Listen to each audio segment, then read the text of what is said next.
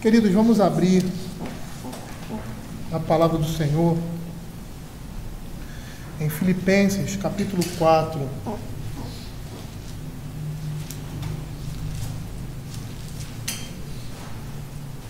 Verso 4. A semana retrasada, né? Eu acho. Nós falamos do verso 2 e 3 e agora vamos dar continuidade a essas algumas, admoestações aqui ao final dessa carta. Eu vou ler o verso 4 e hoje nós vamos vamos meditar somente nesse verso. Diz assim: alegrai-vos sempre no Senhor. Outra vez vos digo, alegrai-vos. Nós estamos vendo aqui o apóstolo Paulo chegando ao final da sua carta, no capítulo 4.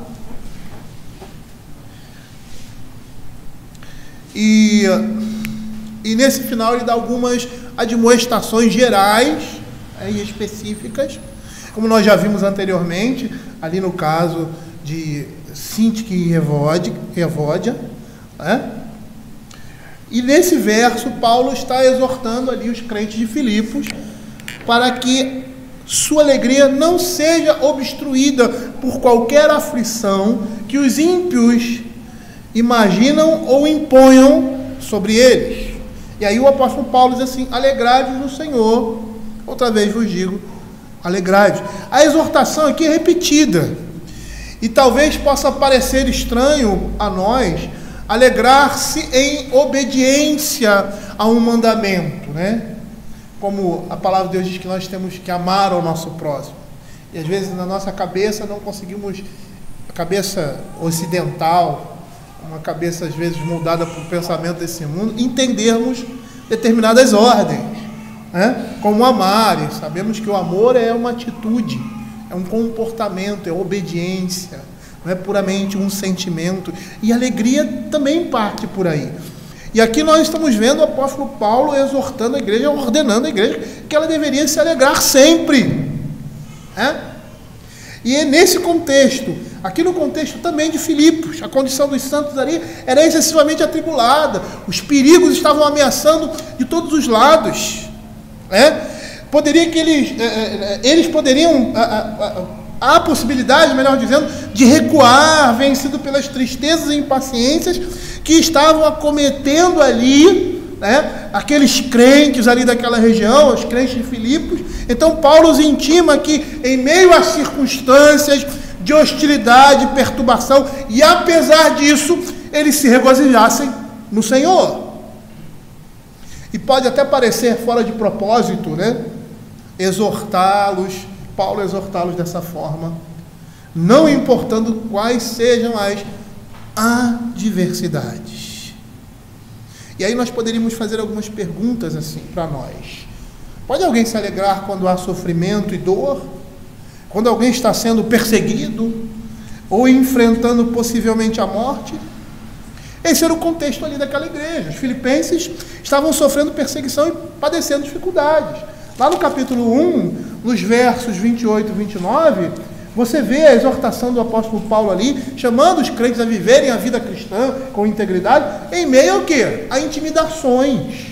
Quando ele diz ali, estáis no tocante a vós outros, que estáis firmes em um só espírito, com a sua alma, juntos, lutando pela fé evangélica, e que em nada estáis intimados pelos adversários, pois o que é prova para eles, evidente, perdição, é para vós outros de salvação, porque vos foi concedida a graça de padecerdes por Cristo, e não somente crede nele. Esse era o contexto ali da igreja. Vimos no capítulo 3 a igreja sendo alvo de falsos mestres. E isso traz perturbação à igreja quando somos assaltados por doutrinas estranhas. E nós já vivenciamos isso aqui em nossa igreja. Como isso causa instabilidade, como isso causa tristeza, principalmente na liderança da igreja. Como isso causa confusão e traz o quê? Discórdia. A paz da igreja se torna conturbada. E eles estavam vendo isso, não só isso, mas também aqueles que se mostravam completamente inimigos da cruz. Como ele diz aqui, nos versos 17 do capítulo 3 e 18, quando Paulo chama alguns desses que estavam assaltando a igreja ali de inimigos da cruz de Cristo. O próprio apóstolo Paulo era um prisioneiro e estava a ponto de perder a sua própria vida. Ele iria enfrentar ali a pena capital. Entretanto, ele se alegra e ele recomenda aquelas pessoas ali da igreja a se alegrarem também no Senhor. E diante disso, fica evidente que circunstâncias sozinhas não determinam a condição do coração e da mente. Um cristão, ele pode se alegrar interiormente quando tudo fora está sombrio e escuro, e ele se alegra no Senhor. Isto por causa da união com Cristo, por causa do fruto do Espírito na vida dele, que é o quê? Alegria. Como o apóstolo Paulo fala lá em Gálatas capítulo 5, 22, mas o fruto do Espírito é amor, alegria, paz, alegria. E pode parecer para algumas pessoas que isso é irracional, mas não é, isso é racional. Porque em Cristo e por meio dele, todas as coisas, inclusive aquelas que parecem as mais contrárias, cooperam para o bem. Romanos capítulo 8, verso 28 e 29. Abra a sua Bíblia nesse texto, olha o que ele diz. Sabemos que todas as coisas cooperam para o bem daqueles que amam a Deus, daqueles que são chamados segundo o seu propósito. Porquanto aos que de antemão conheceu, também os predestinou para serem conformes à imagem de seu Filho, a fim de que ele seja o primogênito entre muitos irmãos. Perceba aqui nessas palavras que no texto nós podemos inferir que essas coisas que cooperam para o bem servem na mão do Altíssimo para nos moldar a imagem de Cristo.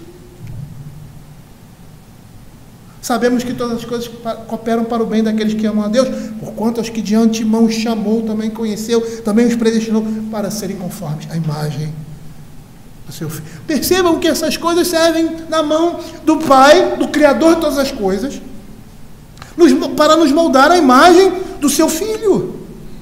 E só isso já era suficiente a nós para ser motivo de alegria e lenitivo em momentos e horas difíceis. Só isso já era suficiente.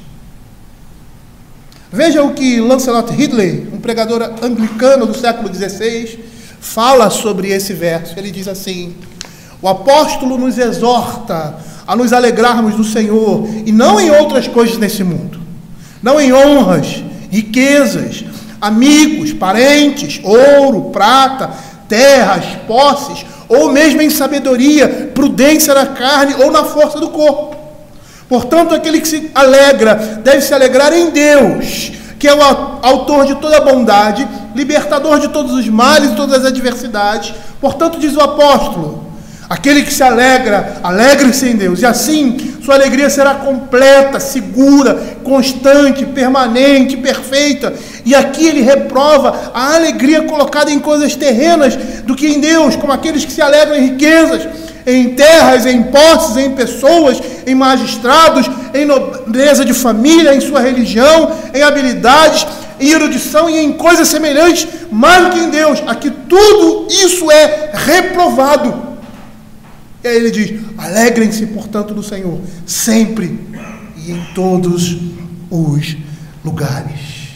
Essa exortação do apóstolo Paulo aqui, ela não é absurda de modo algum, porque é possível cultivar essa disposição de alegria em toda e qualquer situação. E nós vamos ver lá no verso 11, que isso pode, verso 8, que isso pode ser feito quando estamos, ou quando meditamos naquilo que é suscetível a nos levar a sentirmos tal experiência. Quando ele diz assim: finalmente, irmãos, tudo que é verdadeiro, tudo que é respeitável, tudo que é justo, tudo que é puro, tudo que é amável, tudo que é de boa fama, se alguma virtude há, se algum louvor existe, seja isso que ocupe o vosso pensamento. Quando a nossa mente e o nosso coração têm esse entendimento, quando a nossa mente e o nosso coração estão em Deus, nós temos a capacidade de nos alegrar em situações de extrema dificuldade e de situações em que outras pessoas irão se desesperar da própria vida, como se não tivessem esperança e como se estivessem completamente perdidas, eternamente falando.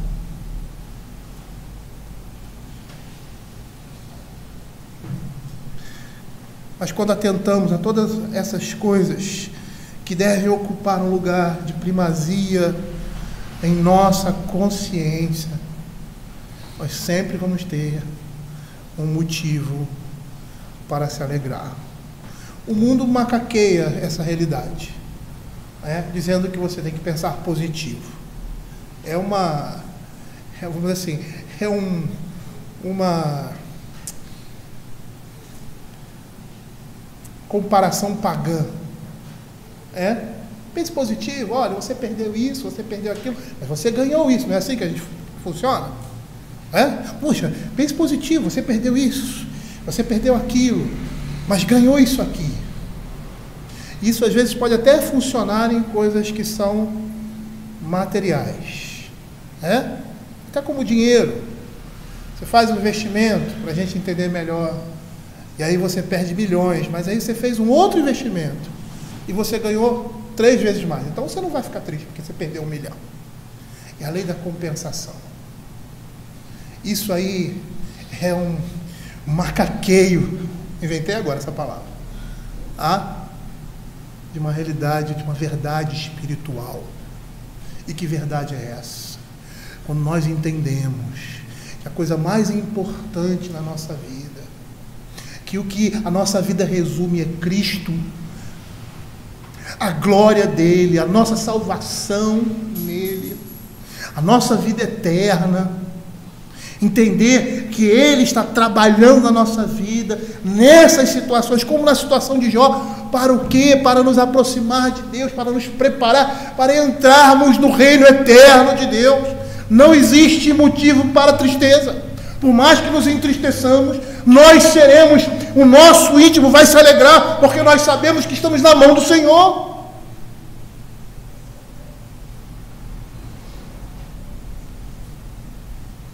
E comparando uma coisa com a outra, por essa lei da compensação, vamos dizer assim, nós vamos perceber que se perdermos tudo nesse mundo e tivermos a esperança do porvir, valeu a pena. Valeu a pena. É interessante que o próprio livro de Filipenses, eu poderia ver as razões que a Escritura nos apresenta para sentir alegria. E aquela alegria que é indescritível e plena de glória, e que nós crentes devemos ter como lenitivo em horas difíceis. Mas eu vou me concentrar aqui nesses motivos em Filipenses, porque quando Paulo fala sobre isso, ele não está se referindo somente a esse momento, a esse texto aqui. É um ponto de partida, mas em toda a Escritura. Tem argumento em toda a Escritura para nos alegrarmos em Deus, como nós vimos lá no Salmo. Quando ele diz que a nossa alegria é muito maior do que a alegria daqueles que ganham bens, têm coisas e a sua riqueza, a sua saúde, a sua abundância. Nós temos muito mais motivos. E motivos eternos, não perecíveis, não circunstanciais nem momentâneos, mas olhando os motivos aqui presentes no livro de Filipenses, nós podemos apontar alguns, por exemplo, como a nossa salvação. Paulo era um indivíduo salvo. E o propósito da vida dele era magnificar a Cristo em sua personalidade inteira. Abra Filipenses capítulo 1, versos 19 e 20. Olha o que ele diz. Como motivo para expressar essa alegria no Senhor sempre e em toda circunstância. Porque estou certo de que isto mesmo, pela vossa súplica e pela provisão do Espírito de Jesus Cristo, me redundará em libertação, segundo a minha ardente expectativa e esperança, que em nada serei envergonhado. Antes, com toda ousadia, como sempre, também agora, será Cristo engrandecido no meu corpo, quer pela vida, quer pela morte. O motivo da alegria do apóstolo Paulo era a sua própria salvação. Um outro motivo que poderíamos tirar aqui de Filipenses é que esse Salvador que Paulo fala aqui em Filipenses, em cuja cruz, coroa e segunda vinda ele se gloria, ele era poderoso e condescendente para suprir todas as suas necessidades. Abra Filipenses capítulo 2, versos de 5 a 11. Vejamos aqui a imagem de Cristo como aquele que é o Senhor de todas as coisas, como aquele que é o Senhor da cruz, como aquele em que nós devemos nos gloriar, aquele que se esvaziou para que ele pudesse ser exaltado, que se humilhou para que nós pudéssemos ser exaltados. Capítulo 3, verso 20 a 21. Da nossa expectativa e certeza que a nossa pátria é nos céus, pois a nossa pátria está no céu, de onde aguardamos o nosso Senhor, o Senhor Jesus, o qual transformará o nosso corpo de humilhação para ser igual ao corpo de sua glória, segundo a eficácia do poder que ele tem, até de subordinar a si sobre as coisas. O verso 5 do capítulo 4: seja a vossa moderação conhecida dos homens, perto está o Senhor. Paulo estava alegre, feliz, e tinha motivo. Por quê? Porque ele era um homem salvo, porque o Senhor Jesus era o Senhor da sua vida, porque ele era poderoso, porque havia esperança para ele, não somente nessa vida, mas principalmente na vida por vir, e que esse Deus condescende conosco e supre todas as nossas dificuldades, como nós vemos aqui o apóstolo Paulo falando dos versos 11 ao verso 13. Quando ele diz lá no verso 10 também: renovaste a meu favor o vosso cuidado. E ele reconhece isso como vindo da mão do Senhor. Verso 19: e pede isso para aqueles que estavam ajudando. E o meu Deus, segundo a riqueza em glória, há de suprir em Cristo Jesus cada uma das vossas necessidades. E não só isso, mas que também muitos estavam sendo salvos por meio da sua vida, por meio do seu ministério. Não existe motivo maior de alegria na vida de uma pessoa saber que alguém foi abençoado por ele, por uma palavra, por uma pregação, por uma instrução, por um ensino. Não existe alegria maior na vida de uma pessoa saber que foi um instrumento de Deus para que aquela pessoa fosse resgatada da mão da morte e do inferno.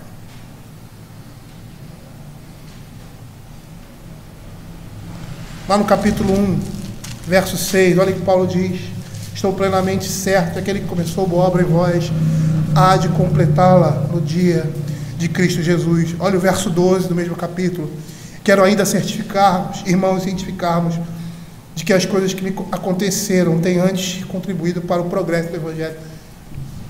Imagine uma doença sua, um câncer na sua vida, uma doença terrível na sua vida, doença que poderia levá-lo à morte, uma deficiência física ou qualquer outra coisa, e aquilo ali seria instrumento de Deus na vida de uma pessoa. Isso é motivo de alegria. A minha deficiência, a minha necessidade, ser instrumento de Deus para a salvação confirmação e fortalecimento de outras pessoas. Olha o capítulo 2, versos 17 e 18. Diz assim: entretanto, mesmo que eu seja oferecido por libação, sob sacrifício e serviço da vossa fé, e serviço da vossa fé, alegro-me com todos vós e me congratulo. Assim vós também, pela mesma alegria, pela mesma razão, alegrai-vos e congratulai-vos comigo. Paulo estava dizendo que se ele fosse oferecido como sacrifício, e que isso fosse um instrumento de serviço para a fé daquelas pessoas, a sua morte, a sua condição, a sua situação, ele se alegraria por ter sido instrumento de Deus naquela situação, na vida de outras pessoas, e ter sido instrumento de Deus para libertar do poder das trevas e para confirmar a igreja de Cristo nesse mundo. Existe alegria maior do que essa?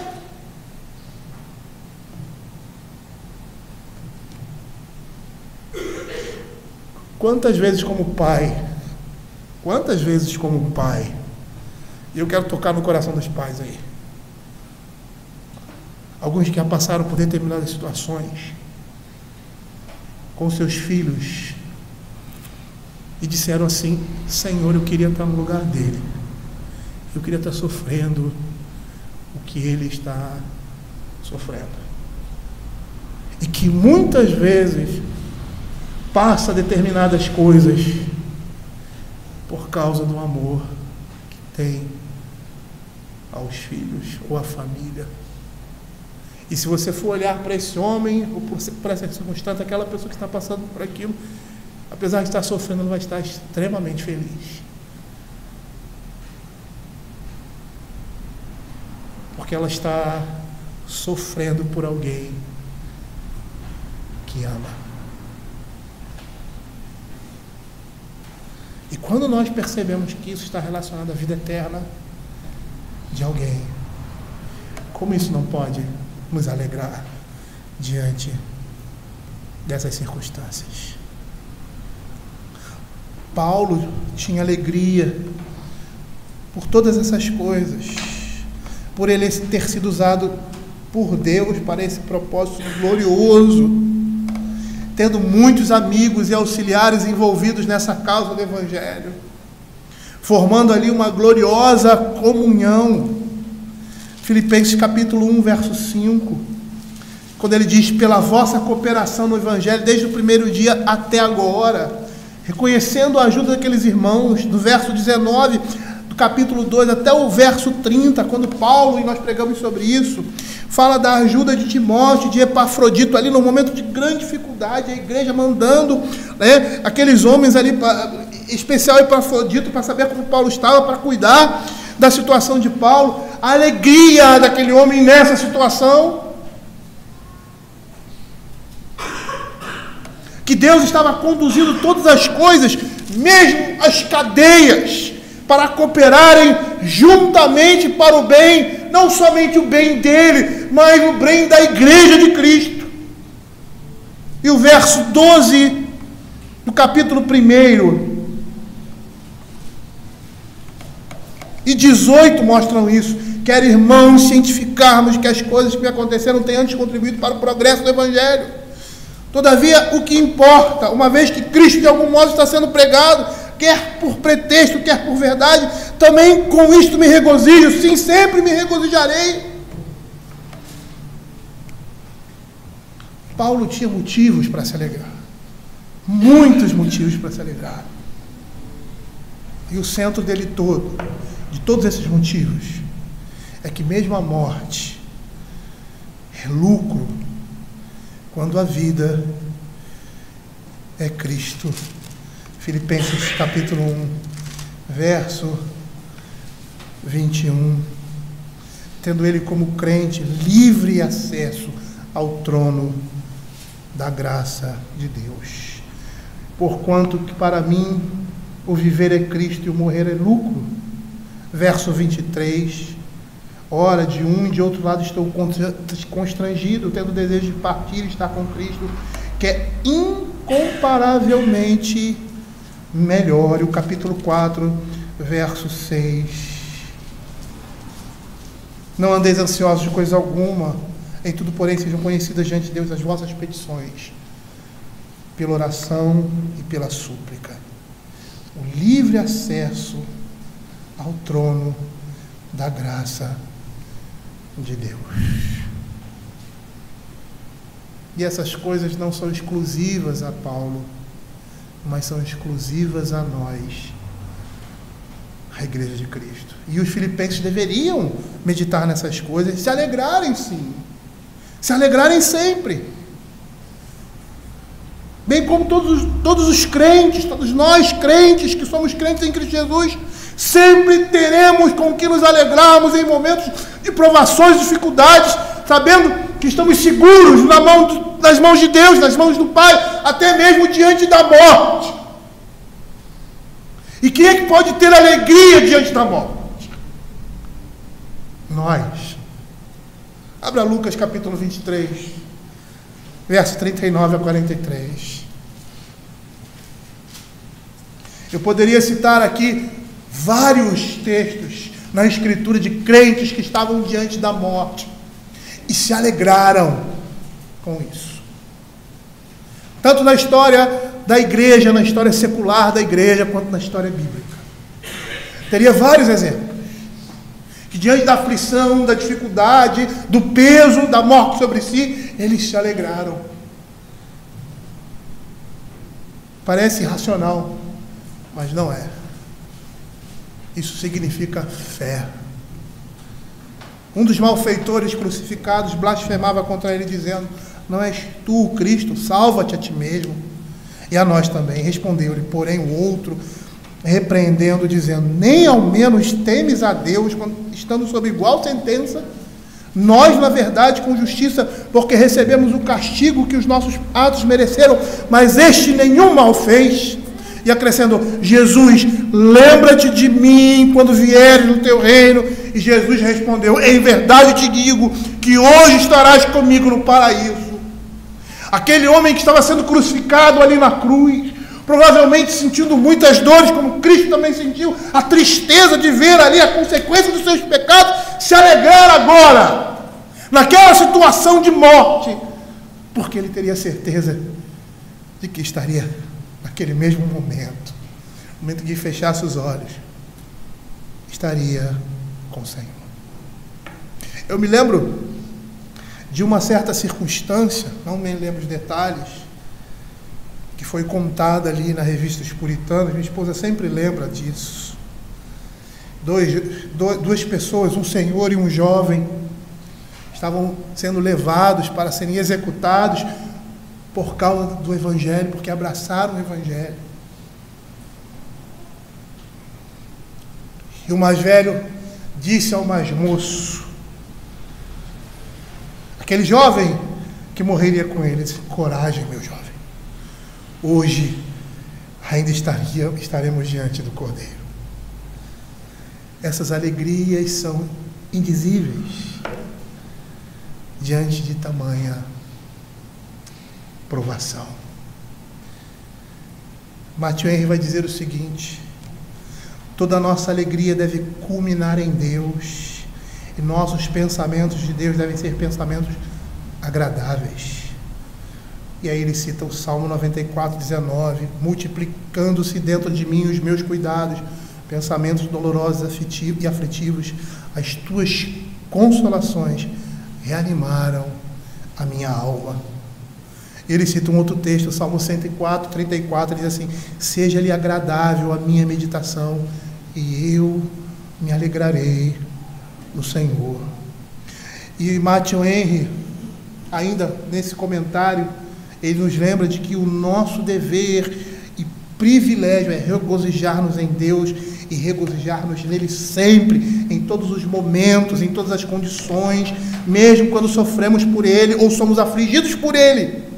Não devemos pensar o pior dele por causa dos sofrimentos que passamos no seu serviço. Há bastante em Deus, diz Matthew Henry, para nos suprir de alegria nas piores circunstâncias da terra. E Paulo aqui, ele repete o que havia dito anteriormente no início do capítulo 1, capítulo 3, no primeiro verso, quanto ao mais, irmãos meus, alegrai-vos no Senhor. A alegria em Deus é um dever de grandes consequências na vida cristã. E nós, como crentes, precisamos ser lembrados constantemente disso. Matthew Henry vai afirmar que se as pessoas íntegras não vivem em constante festa, o problema é com elas. Porque até mesmo pela lei da compensação, humanamente falando, não há como balancear vantagens espirituais com perdas materiais. Martinho Lutero diz que, comentando esse texto, que essa alegria é fruto do Espírito e consequência da fé. Como Paulo afirma em Gálatas, que nós acabamos de ler, que são os frutos do Espírito, em Gálatas capítulo 5, 22. E aí é uma conclusão interessante. Lutero diz assim: não é possível um coração se alegrar em Deus antes de crer nele. Onde não há fé, há somente medo, apreensão, pavor e terror ao mero pensamento ou menção de Deus. Sim, ódio e hostilidade a Deus habitam nesses corações. E ele afirma ainda, Lutero, o motivo disso é este: o coração se acha culpado em sua consciência.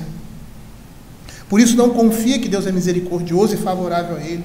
E tudo que ele sabe é que Deus é inimigo do pecado e o pune assustadoramente. Por isso Lutero vai dizer no seu comentário, na sua exposição, que essas palavras são dirigidas para quem? Para os santos. Pois é o justo e o reto que se alegra no Senhor.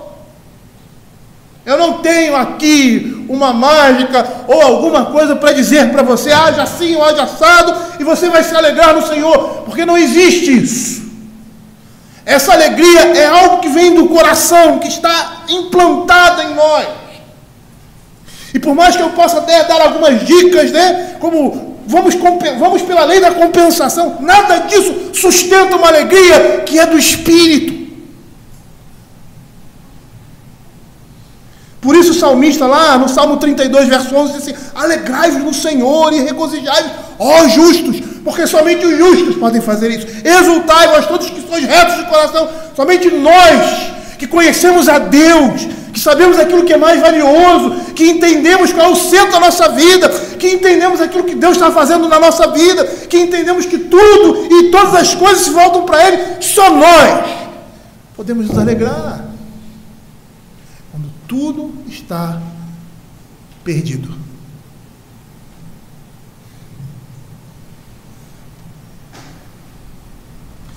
Não há como ensinar isso. Nós podemos ensinar aqui a seguir os mandamentos do Senhor, a andar nos seus caminhos, falar, mas na prática essas coisas não são como matemática ou português, ou como qualquer outra coisa. São coisas que o Senhor coloca no nosso coração. São alegrias, são sentimentos, são certezas que é fruto da fé. E a fé é dom de Deus.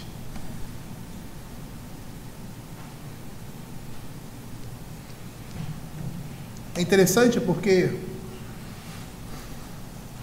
alguns comentaristas, refletindo sobre esse texto, ele vai dizer que aos pecadores, o que nós devemos primeiro explicar não é ser alegres no Senhor, não é se alegrar no Senhor, mas como ser libertos do pecado e encontrar um Deus misericordioso. E a alegria vai nascer por causa dessa iniciativa, por causa da iniciativa própria, uma vez que eles são libertos da sua má consciência e se encontram com um Deus misericordioso. Eu gostaria de falar sobre o livro de Abacuque, esse finalzinho aqui, e terminarmos. Abra o livro de Abacuque.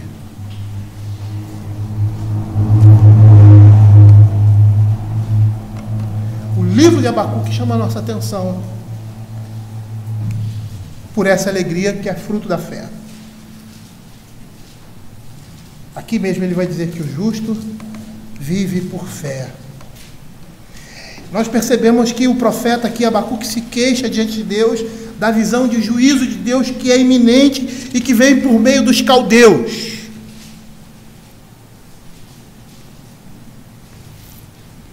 Ele vê o livramento do Senhor descrito sobre aqueles que trouxeram a espada sobre Judá no momento posterior, lá no capítulo 3, abra aí, verso 16, ele vai dizer assim: ouvi e o meu íntimo se comoveu à sua voz, tremeram os meus lábios, entrou a podridão nos meus ossos, os joelhos me vacilaram, pois em silêncio devo esperar o dia da angústia que virá contra o povo que nos acomete. Nos versos seguintes, nos versos 17 a 19, ele percebe que vai poder depositar sua graça, depositar sua fé na graça de Yahvé. E aí ele diz assim: ainda que a figueira não floresça, nem haja fruto da vide, o produto da oliveira minta, e os campos não produzam mantimentos, as ovelhas sejam arrebatadas do aprisco, nos currais não haja gado, todavia eu me alegro no Senhor, exulto no Deus da minha salvação. O Senhor Deus é a minha fortaleza, faz os meus pés como da corça e faz andar altaneiramente. E embora essas fontes que ele cita aqui representavam a economia de Judá e pudessem se esgotar por causa da invasão babilônica, ele vê que a sua própria existência não provinha dessas coisas, mas a fonte era Yahvé, era Deus. Ele é o Deus da aliança, que cumpre as suas promessas e que em períodos de aflição para o seu povo é também o Deus da sua salvação. E mesmo agora, em meio a dúvidas e opressões, ele deveria exultar. E a razão disso não está em algum bem de sua parte ou na fraqueza do inimigo, mas do relacionamento que Deus tem com o seu povo. E despojado de tudo mais, ele nunca poderá ser afastado do Deus da sua aliança. Abacuque, em meio a provações e sofrimentos, ainda se sente capaz de dizer: meu Deus. É interessante porque é firme e segura a intimidade do relacionamento do crente com Deus, que está baseado em alicerces sólidos, que estão sustentados nas promessas divinas do Senhor. Promessas essas de um relacionamento eterno com o seu povo. Como Deuteronômio nos mostra, capítulo 7, verso 6 a 9.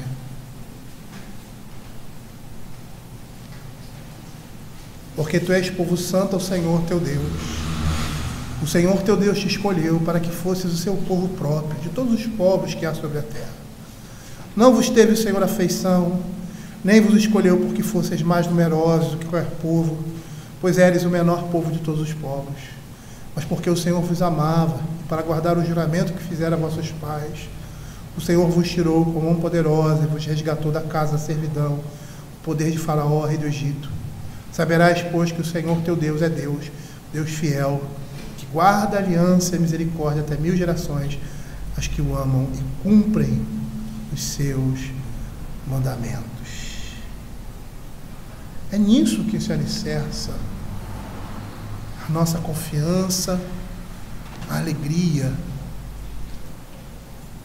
que podemos ter nessa vida. É no relacionamento que nós temos pactual com o nosso Deus. Qualquer força ou confiança que era demonstrada ali por Abacuque devia-se ao senhorio de Yahvé e surgia dele. Como o salmista muito bem diz lá no Salmo 18, 32 e 39, o Deus que me revestiu de força e aperfeiçoou o meu caminho, pois de força me cingiste para o combate e me submeteste aos que se levantaram contra mim. Deus não somente dá o ânimo, e é isso que ele fala aqui, para suportar as agruras, mas também proporciona a vitalidade para andar nas alturas. E é isso que o verso 19 vai mostrar do capítulo 3 de Abacuque. O Senhor, Deus é minha fortaleza e fez os meus pés como da costa e me faz andar altaneiramente. Abacuque começa deprimido, voltem ao capítulo 1, e em dúvida quanto à retidão e à justiça de Deus. Ele diz assim: até quando, Senhor, clamarei e tu não me escutarás, gritar-me-ei violência e não salvarás, porque me mostra iniquidade e me fazes ver a opressão, pois a destruição e a violência estão diante de mim, a contendas e litígios se suscita. Por essa causa a lei se afrouxa e a justiça nunca se manifesta, porque o perverso cerca o justo e a justiça é torcida. E sabe como ele termina? Porque Deus o responde. Deus vai mostrar aquilo que ele vai fazer de forma portentosa na vida do seu povo, e isso vai começar por meio de quem? Do seu juízo. E ele termina com uma alegre confiança na provisão e no poder sustentador de Deus. Era o juízo de Deus vindo sobre o seu povo. E quando esse juízo vem no meio do seu povo, é restaurador. E era isso que ele ia fazer. Ele ia restaurar aqueles que são seus. Por isso ele termina com essa alegre confiança na provisão e no poder sustentador de Deus. Ainda que a figueira não floresça, nem haja fruto na vide, o produto da oliveira minta, e os campos não produzam mantimento, as ovelhas sejam arrebatadas do aprisco, e nos currais não haja gado, todavia eu me alegro no Senhor, exulto no Deus da minha salvação. Eu poderia dizer que essas palavras são as palavras de Jó. Antes eu o conhecia de ouvir falar, mas agora os meus olhos te veem. Ou de Davi, que disse quando andava errado ele foi afligido,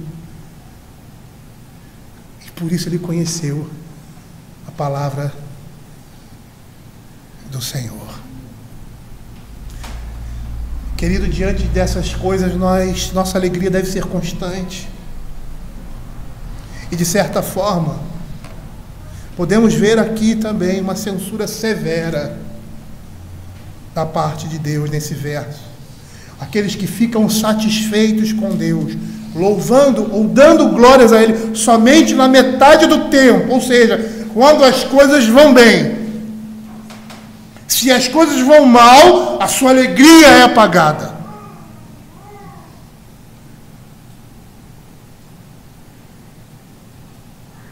Como se a sua esperança fosse ou estivesse somente nessas coisas. Davi diz no Salmo 34, bendirei o Senhor em todo o tempo. O seu louvor estará sempre nos meus lábios. E o salmista tem boa razão para dizer isso. Pois quem é que pode causar dano, dor e sofrimento naquele que tem um Deus misericordioso? O pecado não pode fazer nada, a morte também não, muito menos o inferno. E aí Davi no seu salmo vai dizer, ainda que eu ande pelo vale da sombra da morte, não temerei mal nenhum.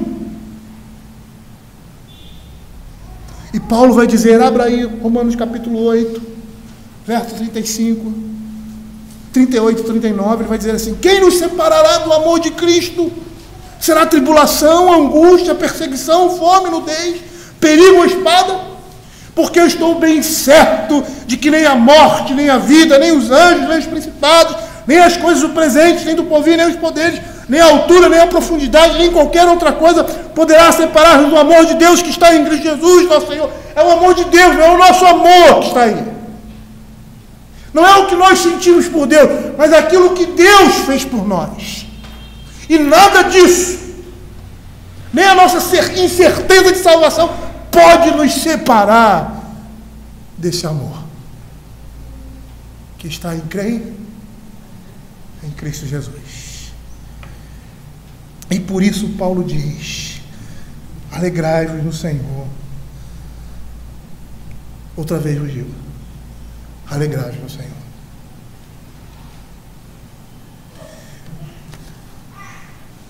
Eu, ultimamente, tenho sentido muito isso. A alegria pela bondade de Deus na minha vida. Às vezes meus filhos passam, eu estou lá nas minhas meditações, eu estou estudando, eles me veem chorando, aí eles já, meu pai é chorão mesmo. E sempre que tem oportunidade, eu digo para eles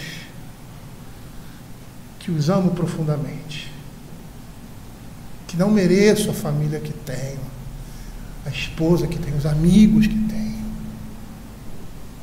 Não mereço a abundância que o Senhor tem nos dado, que nos deu sempre em nossas vidas. Não mereço a companheira que tenho e não mereço. E não mereço nada que seja de bom que o Senhor tem nos dado. E eu não consigo ficar inteiro numa situação como essa. Reconhecer que nada que você tenha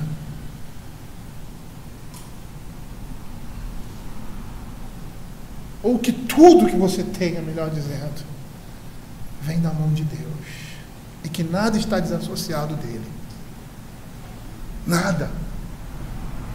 Nada. As piores coisas, as piores decepções, os piores sofrimentos estão apegados ao coração de Deus na nossa vida. E quando a gente olha para a malignidade do nosso pecado, a gente não entende.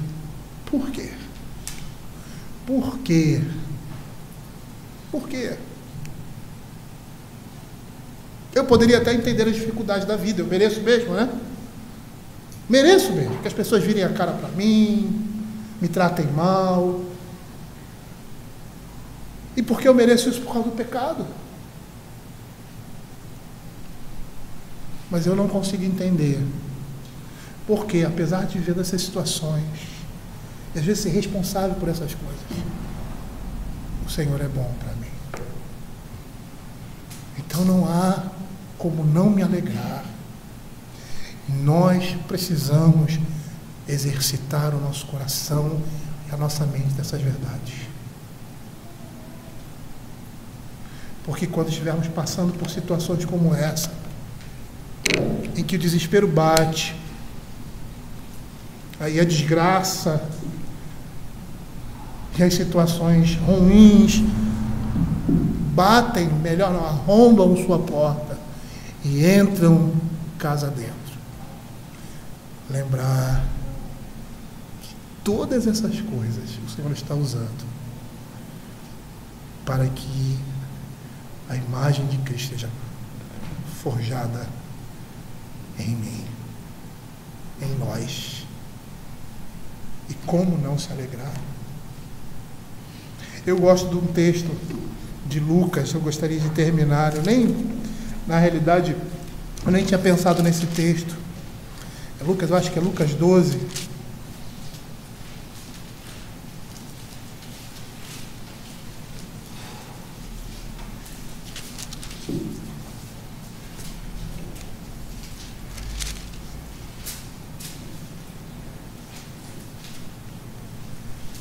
Quando ele, lá no verso 32, é um texto paralelo do capítulo 6 de Mateus, quando ele fala da ansiosa solicitude pela vida.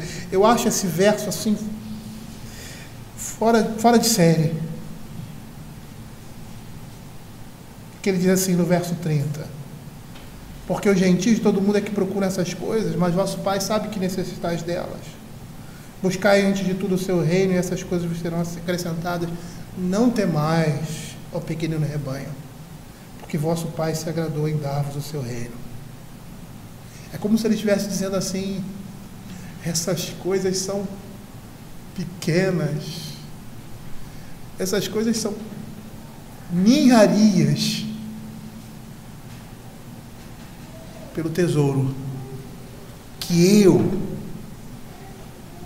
ofereço a vocês, que é o meu reino.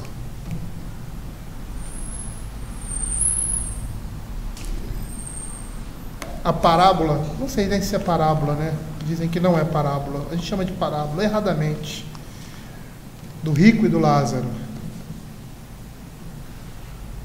que diz que o rico viveu na sua abundância e o Lázaro em miséria, e no além ele foi confortado. Se tivermos que passar a nossa vida, que não é isso que acontece conosco, com os filhos de Deus, em completa desgraça, humilhação, como foi com Lázaro, mas que depois disso receberemos o reino na terra, eu vou dizer que valeu a pena. E que se tivesse 1000 vidas que nós vivêssemos dessa forma, ainda valeria a pena passar por 1000 vidas, se ao final de cada uma delas nós nos encontrarmos eternamente com o nosso Deus. Alegrai-vos sempre no Senhor. Outra vez vos digo, alegrai-vos. Vamos orar.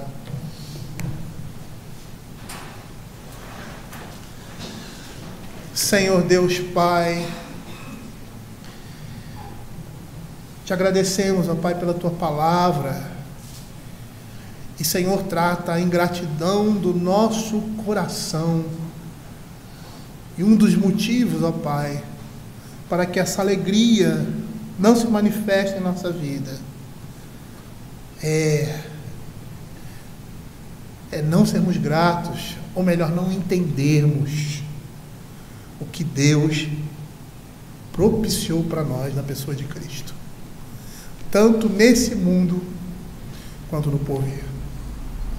Não nos permita, Senhor Deus, cair em tentação nesse sentido, e sermos ingratos, ó Pai, e não nos alegrarmos, ó Pai, no Senhor, apesar de estarmos entristecidos e até sofrendo diante das situações e circunstâncias da nossa vida. Que a nossa alegria seja uma alegria eterna, porque ela se fundamenta e se sustenta em Cristo, como diz o apóstolo Paulo, que é o lucro para nós, completo tanto na nossa vida quanto em nossa morte. É o que nós pedimos, em nome de Jesus. Amém. Vamos ficar de pé, queridos. Vamos